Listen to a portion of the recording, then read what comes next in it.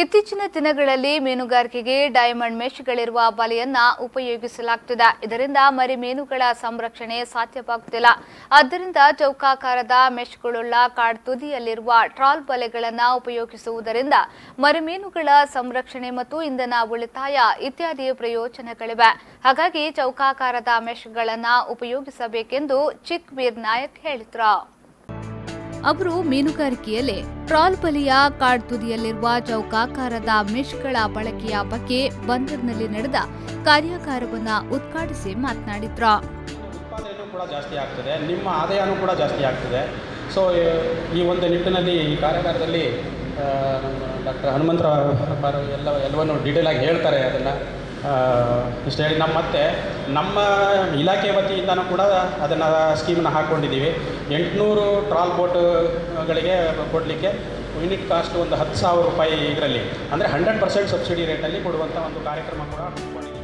ಅನಂತರ ಕಾರ್ಯಾಗಾರದಲ್ಲಿ ಭಾಗವಹಿಸಿದ ನಾರಾಯಣಪ್ರೋ ಮಾತನಾಡಿ, ಮೀನುಗಾರಿಕೆ ಬಹು ಹಿಂದಿನಿಂದಲೂ ಚಾಲ್ತಿಯಲ್ಲಿದೆ. ಯಾವಾಗ ಕೃತಕ ನೂಲನ್ನು ಉಪಯೋಗಿಸಿ ಟ್ರಾಲ್ ಮೀನುಗಾರಿಕೆ ಮಾಡಲು ಪ್ರಾರಂಭ ಮಾಡಲಾಯಿತೋ ಅಂದಿನಿಂದ ಡೈಮಂಡ್ ಮೆಶ್ಗಳಿರುವ ಬಲೆಯನ್ನ ಮಾತ್ರ ಉಪಯೋಗಿಸಲಾಗುತ್ತಿದೆ.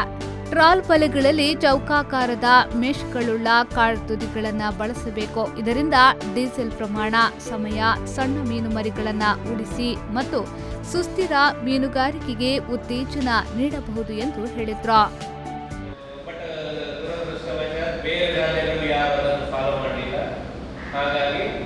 ಹಾಗೆಯೇ ಅದು ಇವತ್ತಿಗೂ ಎಲ್ಲ ಕಡೆಯಲ್ಲಿ ಡೈಮಂಡ್ ಮೆಶ್ಶೇ ಯೂಸ್ ಮಾಡ್ತಾ ಇದ್ದೇವೆ.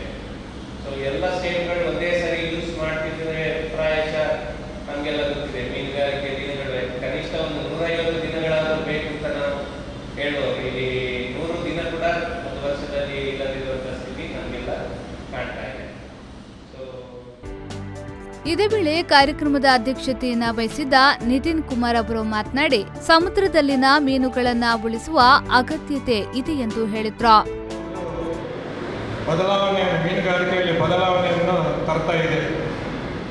ಭವಿಷ್ಯದಲ್ಲಿ ಸಮುದ್ರದಲ್ಲಿ ಮೀನು ಉಳಿಯಬೇಕು.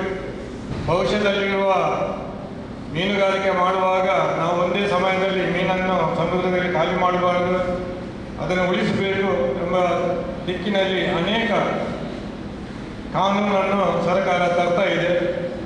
ನಾವಿನ್ನು ನೋಡಿದ್ದೇವೆ. ಈ ಸಂದರ್ಭ doctor Hanumantharayappa, doctor Vijay K, Yashwin, Saraswati, Shruti ಮತ್ತಿತರರು ಉಪಸ್ಥಿತರಿದ್ದರು. ಶರತ್ ಸಾಲ್ಯಾನ್, ವಿ4 ನ್ಯೂಸ್ 24/7 ಮಂಗಳೂರು.